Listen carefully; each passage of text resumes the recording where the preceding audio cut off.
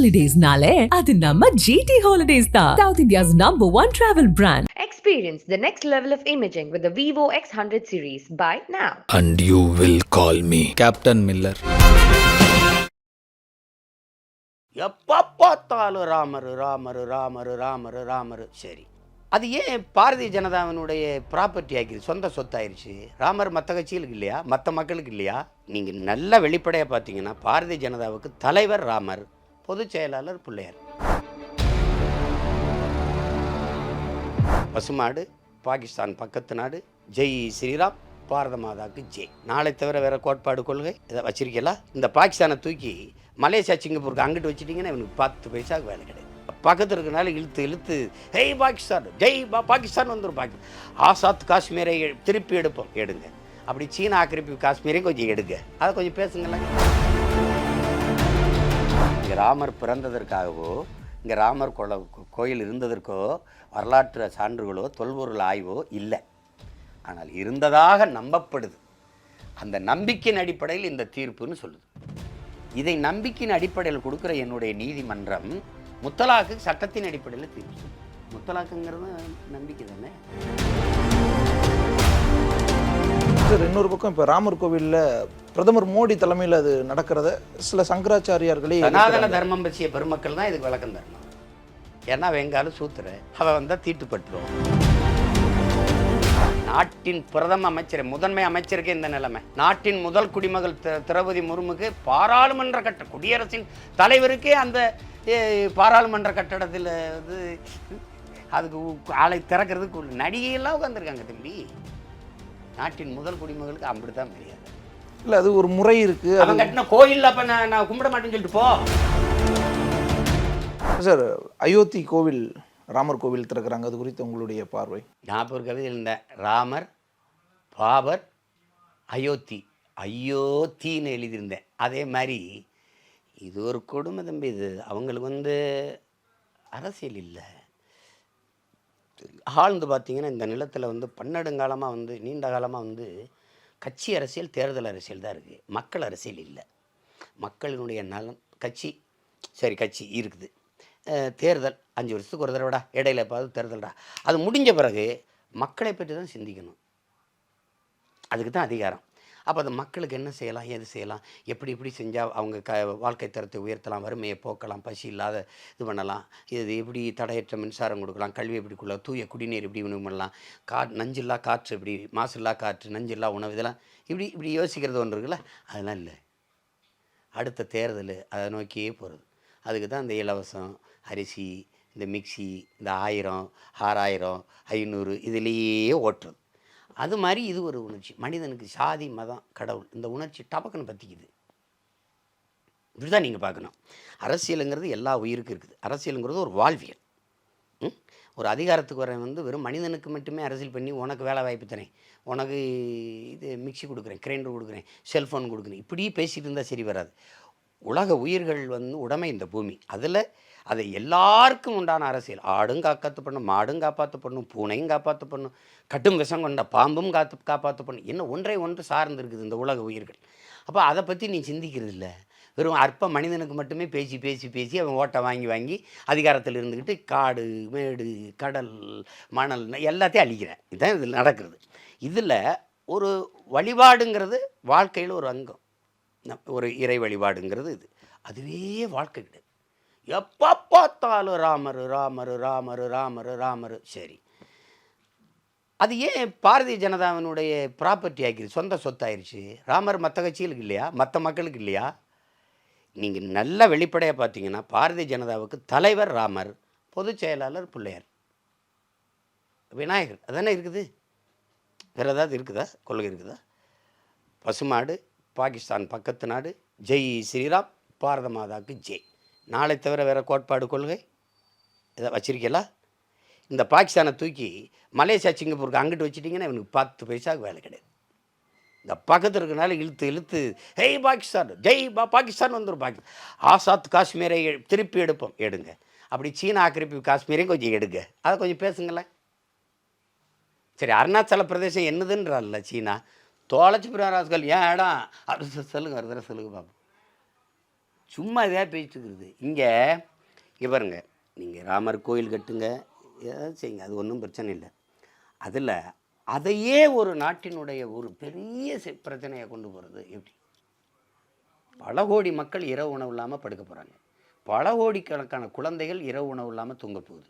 வாழ்விடம் இல்லாமல் தகரத்தை இந்த பதாகைகளை மேற்கூரையாக வச்சுக்கிட்டு வாழ்கிற இடங்கள் இருக்குது.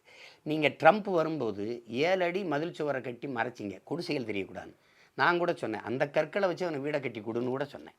நீங்கள் என்ன வேலை பார்த்துக்கிறீங்க? நீங்கள் உங்களுக்கே தெரியும், நீங்கள் மருத்துவ வசதி இல்லாது ஒரு குளுக்கோஸ் பாத்தில் ஏற்றுறதுக்கு ஒரு ஸ்டாண்ட் இல்லை, நிறுத்தம் இல்லை, உங்ககிட்ட கையில் பிடிச்சிக்கிட்டு இருக்க அம்மா.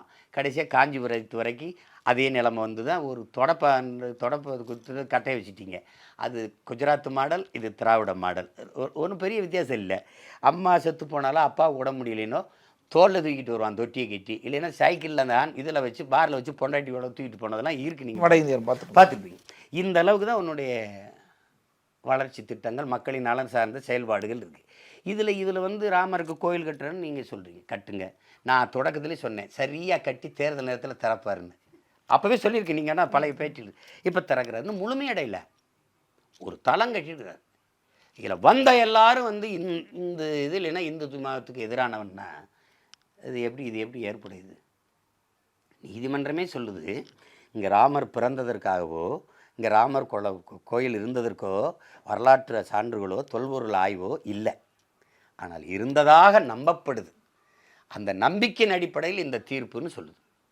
இதை நம்பிக்கையின் அடிப்படையில் கொடுக்குற என்னுடைய நீதிமன்றம் முத்தலாக்கு சட்டத்தின் அடிப்படையில் தீர்ப்பு சொல்லுது. முத்தலாக்குங்கிறது நம்பிக்கை தானே, அதையே நீ அதை மட்டும் சட்டத்தின் அடிப்படையில் தீர்ப்பு, இது நம்பிக்கை அடிப்படையில் தீர்ப்பு. இப்படி தானே ஒவ்வொன்றும் நடக்குது. ராமருக்கு கோயில் கட்டணும், சரி, கடவுள் கோயில் கட்டணும், வழிபடணும், அவ்வளோதானே. அதையே உங்களுடைய கட்சியினுடைய முழக்கமாகவும் அவரையே உங்களுடைய கட்சியின் குறியீடாகவும் கொண்டுகிட்டு வர்றது எப்படி இருக்குது? இப்போ என்ன அரசு நலத்திட்டம் கொடுத்தாலும் ரெட்டலையை போடுறது, ஜெயலலிதா படத்தை போடுறது, ஐயா எடப்பாடி படத்தை போடுறது. என்ன அரசு காசில் நலத்திட்டம் கொடுத்தாலும் ஐயா கருணாநிதி, ஐயா ஸ்டாலின், ஐயா உதயநிதி, தம்பி உதயநிதி, உதயசூரியனை போடுறது. அப்படின்னா அரசு காசில் எப்படி உங்கள் கட்சி விளம்பரத்தை நீங்கள் செய்வீங்க? தமிழ்நாடு அரசுன்னு போட்டு கொடுத்துட்டு போக வேண்டியதானே. அப்படின்னா இது எந்த மாதிரி வேலை திட்டம்? இது எப்படி எடுத்துக்கிறது? இப்போ கிளாம்பாக்கத்தில் நீங்கள் கட்டியிருக்கிற பேருந்து நிலையத்தில் அது எதுக்கு உதயசூரியன் சின்ன எங்கிட்ட இருந்துச்சு? ஆனால் அது எடப்பாடி பழனிசாமி காலத்தில் போடப்பட்ட திட்டம். சரி, போடப்பட்டது. அவர் முடிச்சிருந்தா ரெட்டலை போட்டிருப்பார்ல. இது என்ன எங்கள் காசில் உங்கள் கட்சி சின்னத்தையும் கொண்டாடுறீங்க? அதெல்லாம் தான் அநாகரிகம், அத்துமீறல், முறையற்ற நிர்வாகம், இதெல்லாம் தான் தவறுன்றோம். சரி, இப்போ காமராஜர் முதலமைச்சராக இருந்தார் 9 ஆண்டுகளில். எல்லா இடத்துலையும் சிவகாமின்னு அம்மா பேர் வச்சுட்டு போனாரா? எம்ஜிஆர் வச்சார். சொந்த காசில் கட்டின பள்ளிக்கூடம், சொந்த காசில் கட்டின படப்பிடிப்பு நிலையத்துக்கு சத்யா ஸ்டுடியோ, சத்யா இதுன்னு வச்சார். நீங்கள் அப்படியா? சொல்லுங்கள் தம்பி, ஒன்றும் பேச மாட்டீங்க. நீங்கள் எங்கள் காசில் இதுக்கு திரைப்பட நகருக்கு ஜே ஃபிலிம் சிட்டின்னு வைக்கிறது, எங்கள் காசில் எல்லாத்தையும் கட்டிட்டு கலைஞர் நூற்றாண்டு என்னது? நீங்களே நிரந்தரமாக இருப்பீங்க, அந்த பேர் என்ன கல்வெட்டில் பொறிச்சு மாற்றினா பிரச்சனைன்னு போயிருமா? பேர் தெரிஞ்சுட்டு வேறு வைக்க எவ்வளோ நேரம் ஆயிரும் தம்பி? சொல்லுங்கள் தம்பி. இந்த தேசிய நெடுஞ்சாலை ராஜராஜ சோழன் பெருவிதியா இல்லையா? வரலாற்றில் தேடுவோமா குறிப்பை போய் பார்ப்போமா? அதை நீ ராஜீவ்காந்தி சாலைன்ற, அப்புறம் கருணாநிதி சாலைன்ற, என்ன எல்லா நேரத்துலையும் அப்படி இருந்துருவீங்களா? ஒரு நாகரிகம் கருதி அப்படியே ஒரு சிலர் எளியோர் தமை வதையே புரிகுவதா மகராசர்கள் உலகாளுதல் நிலையாம் எனும் நினைவான்னு கேட்டால் இவர்களுக்கு தான். நீங்களே ஆண்டுகிட்டு இருப்போம்னு நினைக்கக்கூடாது. பல பேர் நிரந்தர முதல்வர்னா இப்போ எங்கே இருக்காங்க? இப்போ எங்கே இருக்காங்க சொல்லுங்கள்? நிரந்தர முதல்வர் நாங்கள் தான் சொன்னவங்களா இப்போ எங்கே? அதெல்லாம் சும்மா தம்பி எதையோ பேசிட்டு. சார், இன்னொரு பக்கம் இப்போ ராமர் கோவிலில் பிரதமர் மோடி தலைமையில் அது நடக்கிறத சில சங்கராச்சாரியார்களே, சனாதன தர்மம் பற்றிய பெருமக்கள் தான் இதுக்கு விளக்கம் தரணும். ஏன்னா வெங்காலும் சூத்துற அவன் வந்தால் தீட்டுப்பட்டுரும். தம்பி, காந்தி அப்படி தான் நினச்சிக்கிட்டு இருந்தார் தம்பி. வர்ணாசிரம கோட்பாடை ஆதரித்தார். இந்து மதத்தின் தர்மமே அதான்னு சொன்னார்ல. அதில் தான் அண்ணல் அம்பேத்கருக்கு அவருக்கெல்லாம் பெரிய முரண் வருது. கடைசியாக திலகர் இறந்துடுறார். திலகருடைய உடல் இருந்த அந்த இது இருக்குல்ல, அந்த என்ன பாடை தூக்குறது உடல், அதை போய் எங்கால ஆர்வத்தில் தூக்கிட்டு அப்படி தள்ளி விட்டுட்டாங்க தெரியுமில்ல காந்தியை. ஏன்னா இப்படி காந்தியத்தைன் வாந்தி எடுத்த மாதிரி தள்ளி விட்டாங்க. அப்பவும் அவருக்கு மான ரோசம் அந்த மாதிரிலாம் ஒன்றும் தெரியல, தள்ளி விட்டாங்க. அதே தான் இது நம்மளுக்கு இப்போ நடக்குது. அவர் வந்தால் அதெல்லாம் நாங்கள் வரமாட்டோம் அப்படின்னு சங்கராச்சாரியர்கள் சொல்கிறாங்கன்னா, சனாதன தர்மம்னு பேசுனாங்கல்ல, நான் இந்து சனாதனின்னு முழங்கின பெருமக்கள் தான் விளக்கம் தரணும். நாட்டின் பிரதம அமைச்சர், முதன்மை அமைச்சருக்கே இந்த நிலைமை. நாட்டின் முதல் குடிமகள் திரௌபதி முர்முக்கு பாராளுமன்ற குடியரசின் தலைவருக்கே அந்த பாராளுமன்ற கட்டடத்தில் இது அதுக்கு ஆளை திறக்கிறதுக்கு நடிகையெல்லாம் உட்காந்துருக்காங்க தம்பி. நாட்டின் முதல் குடிமகளுக்கு அப்படி தான் மரியாதை. கோயிலில் நிற்கிறாங்க, கட்டைக்கு இந்த பக்கம் நம்ம அம்மா நிற்கிது, உள்ளே வேற ஆள் நிற்கிறானா இல்லையா? இதுக்கு பேர் தான் சனாதன தர்மம்னா, இது தர்மமா கர்மமான்னு நீங்கள் தான் சொல்லணும். இப்போ பிரதமர் மோடிக்கு நடக்கிறதும் சனாதனம் தான். அது சரி, என்ன தான் அது சனாதன தர்மம்னு என்ன தான்? இப்போ எங்கால ஏன் வந்தால் நீங்கள் வரமாட்டேங்கிறா? இல்லை, அது ஒரு முறை இருக்குது. அவன் கட்டின கோயிலில் அப்போ நான் கும்பிட மாட்டேன்னு சொல்லிட்டு போ. அவர் கட்டுறாரு, பாரம்பரியமாக கோவில் குடமுழுக்குன்றது இப்படி தான் நடக்கும். இதெல்லாம் சும்மா குடமுழுக்கு கடமுழுக்கு என்ன குடமுழுக்கு நீங்கள்? சரி, மோடியை படைச்சது யாரு? கடவுள் தான், எல்லாரையும் கடவுள் தான் படைச்சது. அது என்ன அது? அப்பா வந்து ஒரு மகனுக்கு ஒரு அன்பு, ஒரு மகனுக்கு ஒரு அன்பு, இன்னொரு மகனுக்கு வம்பு வெறுப்பு இப்படிலாம் வைப்பாரா என்ன? அது இவர்கள் அப்படி வகுத்து வைக்கிறாங்க. இதெல்லாம் எவ்வளோ பெரிய தீண்டாமை, எவ்வளோ பெரிய இழிவு. உலக நாடுகள் நம்மளை எப்படி பார்க்கும்? நாட்டின் முதன்மை அமைச்சருக்கே இந்த அவமானம். நாட்டின் முதல் குடிமகனாக இருந்த ராம்நாத் கோவிந்த் கோயிலுக்குள்ளே போய் வழிபட முடியல, பக்கத்தில் இருக்க முடியும், மரத்து நிழலில் உட்காந்து கோயிலுக்கு வெளியில் தூரத்தில் உட்காந்து யாகம் வளர்த்து சாமி கும்பிட்டு போனார். இருக்குல்ல, திரௌபதி முர்முக்கு, இந்த ராம்நாத் கோவிந்துக்கு, இந்த நாட்டின் முதல் குடிமகனுக்கே இந்த நிலைமைனா, சாதாரண குடிமகன் எங்களுக்கு என்ன நிலைமை? நாட்டை ஆளுகிற 10 ஆண்டுகள் ஆண்டுகிட்டு இருக்கிற மிக வலிமை பெற்ற ஒரு முதன்மை அமைச்சருக்கே இந்த நிலைமைனா, சாதாரண மக்களுக்கு என்ன இருக்குது? ஸோ இதுக்கெல்லாம் இது உதாரணம். உதாரணம் இல்லை, நான் உதாரணமாக சொல்லுங்கள், நடக்குதா இல்லையா அதை மட்டும் சொல்லுங்கள். வெளிப்படையாகவே நீங்கள் உங்கள் வன்மத்தை கக்குறீங்க, உங்கள் வெறுப்பை காட்டுறீங்க அப்படின்னா அதை மட்டும் வசதியாக கடந்துருவாங்க பாருங்கள், பேச மாட்டாங்க. இதுக்கு எதிர்ப்புரட்சி பண்ணுங்க அப்படின்னு அவர் சொல்லணும்ல. ஏன் நீங்கள் சொல்ல மாட்டேங்கிறீங்க? ஏன் அவர் என்ன வரக்கூடாதா அப்படின்னு சொல்லணும்ல.